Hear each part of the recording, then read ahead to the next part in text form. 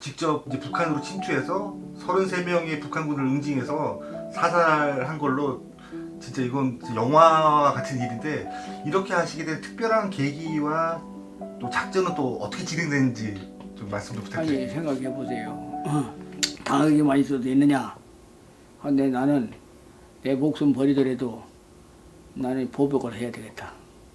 해가지고서 제가 보복을 했는데 3년 동안에 600m를 쳐들어왔기 때문에 이것을 갖다가 내가 보복하기 위해서 내가 우리 사람한테 동의를 얻지 않고 법을 위반했는데 중요한 것은 내가 우리 장병들 들어가서 죽으면 내가 책임져야 되고 내가 죽으면 죽는 거. 그래서 이북에서 내려왔던 이 공비들 네 명이죠. 생포된 공비 중에 4명을 선발해가지고 걔들을 훈련해가지고 4사람 만들어서 같이 3번에 가서도 침투했던 적은 있습니다. 그래가지고 그때 진짜 참 생각지 못한 피해를 걔들한테 줬지만은 걔들이 그거부터 좀 잠잠했습니다. 어떻게 보면 진짜 혈혈단신으로 네 분이서 지금 북한을 침투해가지고 그렇게 33명의 북한군을 사살할 정도로 상당히 이거는 좀 위험한 거잖아요. 진짜 목숨을 건 상황일 텐데 그때 좀 상황이 어땠는지 좀 말씀 좀 그때 상황인데요.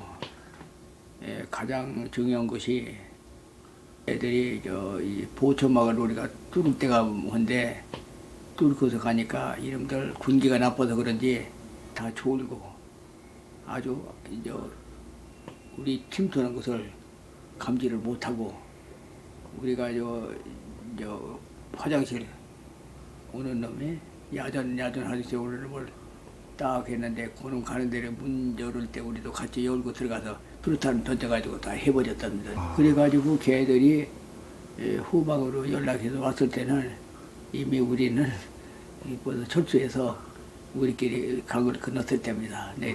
또 한 분이 그때 또 전사를 하셔가지고 좀 안타까웠을 텐데 그때 좀 심정이 어떠셨는지 궁금해요.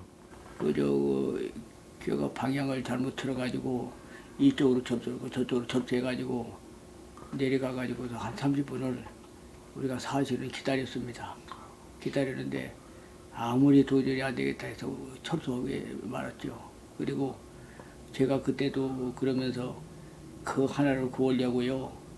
제가 거기서 올 적에 애들이 철수하시죠 그러는 것을 조금 더 기다려보자 하는데 가망이 없어서 왔는데 그 이름을 가명으로만 우리가 알고 있지 증인 이름을 말씀하는데 이름이 의행이었습니다. 의행. 예. 그때 또 목숨을 걸고 또 넘어갔을 때 우리 가족이 있었잖아요. 그 당시만 해도 우리 자녀분도 좀 어리실 것 같고 한데 참 가족들 생각도 많이 났었을 것 같아요. 갈 때 뭐 나는 각오하고 군인이 가장 행복한 순간은 국가가 위태로울 때 자기의 생명을 받는 순간이다.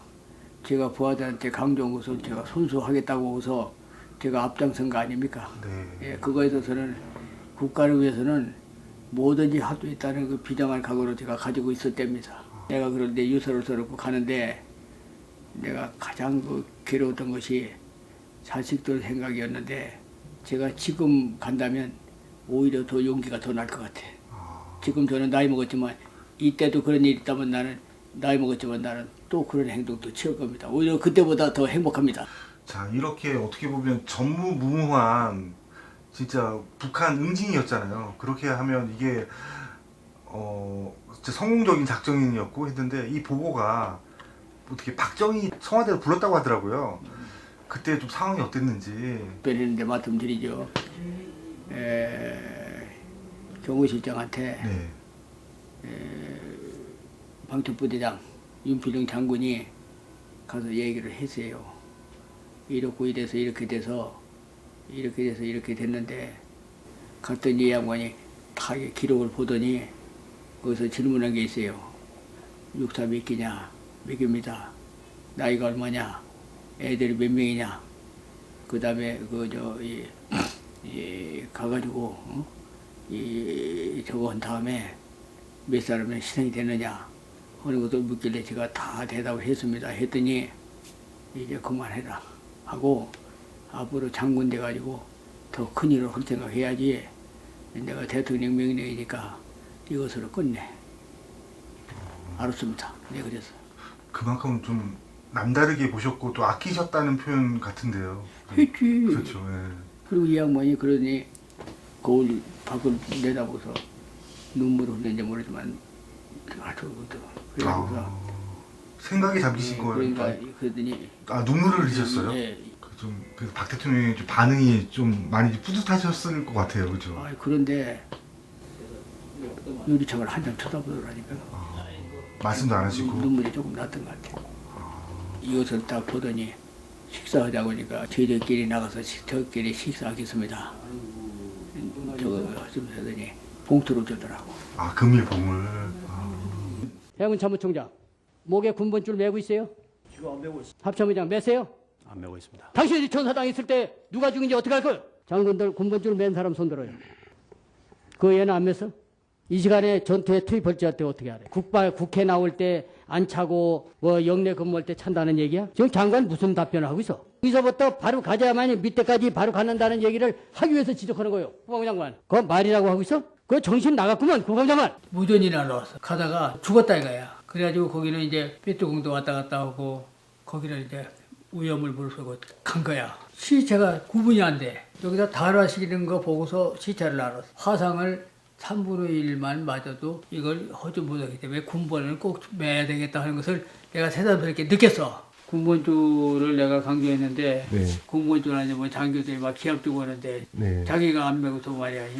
매지 않고서 사병들한테 매라면 되겠어요? 장군님이랑 군생활을 한 지 한 57년 전에 그때 만나셨던 분이래요. 그래서 저랑 또 이렇게 또 제 채널을 보고 연락이 와가지고 장군님 너무 뵙고 싶었다고. 그래서 지금 저기 안에 계세요. 아 그래요? 네, 한번 보고 싶으시죠?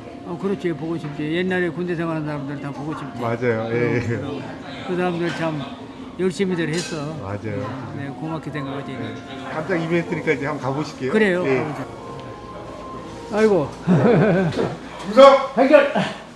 아이고 반갑습니다.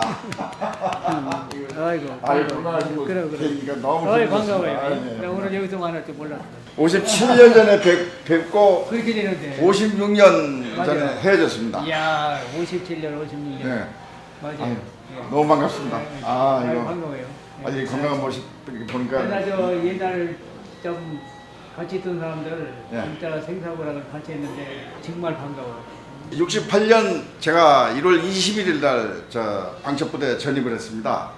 그날 전입 신고하는 날 112 사태가 나서 그날 그 성명불상에 그 하사관하고 몇 명 사병들하고 북한산 쪽에 투입이 돼가지고 매복했다가 새벽에 철수한 적이 있는데 그 사이에 그 사이에 뭐 여러 가지 전투가 있었다는 얘기를 들었습니다. 그래서 그 다음에 바로 이제 방첩학교로 홍릉에 있는 방첩학교로 이제 투입이 돼가지고 교육을 받고서 3월 2일자로 507 전술을 해서 다 기억하고. 네. 그래가지고 그때 내가 특공부대장 아니야. 맞아요. 맞지? 그래서 609 계시다가 오셔가지고 맞아요. 예. 김순종 병장 김순종. 아이고. 그래서 그 당시에 우리 장군님이 우리 그 현지 부대 대공과장님으로 오셨을 적에 특히 우리 요원들은 정신부장도 중요하지만은 무술을 할 줄 알아야 된다 해서 매일 태권도를 시켜가지고 대련을 시켰어요. 그래서 제가 결국은 1급 유단장을 못 떼고 1급을 따고 제가 최대를 했어요. 덕분에. 내가 쟤들 데리고 할 적에 쟤들이 뭐 이걸로 뭐 돌을 깨느니 뭐냐 하는데 안 되겠어. 참호격투. 우이동에 파놓고서 참호격투를 내가 애들 갖다가 전부 밖으로 내 던졌더니 깜짝 놀래더라고. 공비 출신들 아니야? 예. 나 공비 출신들 사실 뭐 그 정도 되면 내가 다 처리할 수 있어. 그때는 그런 기획이 있었어.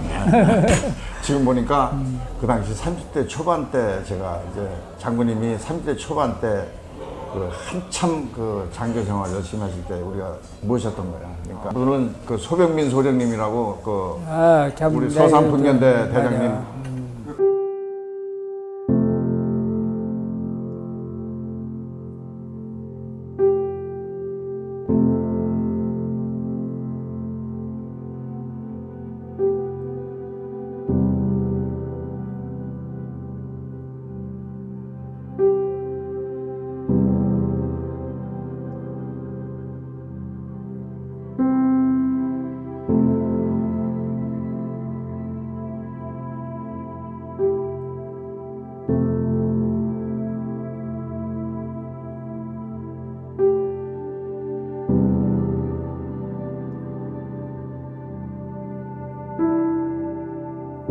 그걸 아시더라고요. 그때 네. 같이 또 투입되셨던 그날이 것 같아요. 공교롭게도 네.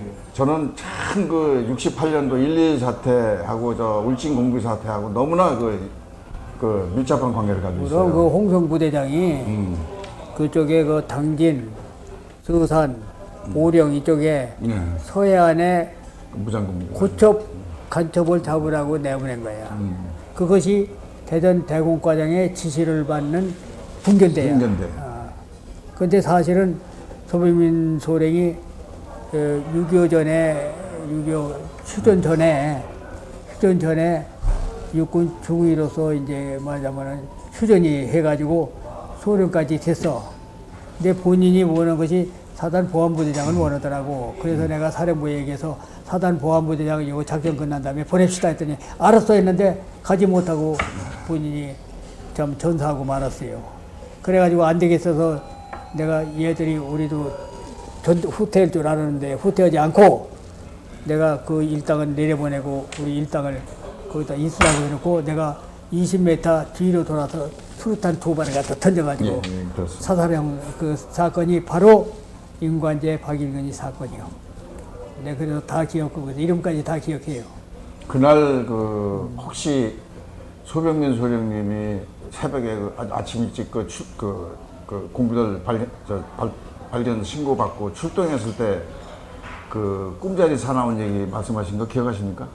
그 기억하죠. 그리고 그날 새벽에 내가 여관에서 자고서 일어나서 아침을 먹는데 딱 연락 오기를 걔들이 지금 나타났다 이거야.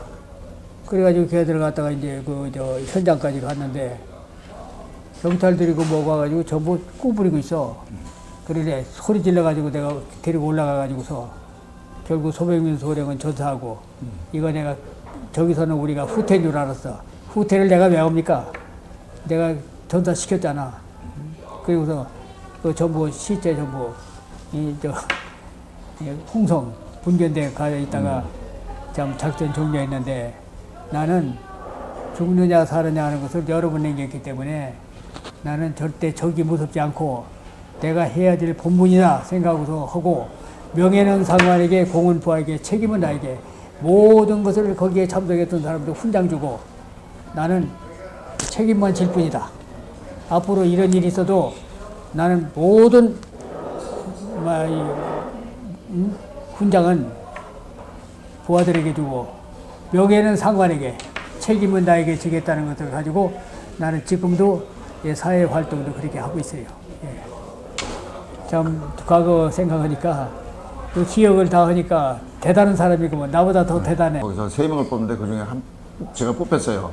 그래서 그래서 51사 그 훈련장인 봉암에 그 사격대가 있는데 거기서 열심히 한 달째 그 칼빈총 가지고 서서 쏴 200m 서서 쏴서 그 타겟 맞추기 훈련을 하고 있는데 갑자기 11월 3일 날 서수명령이 떨어지더라고요. 비상사태가 떨어져서 모든 데 취소하고 복귀하라고.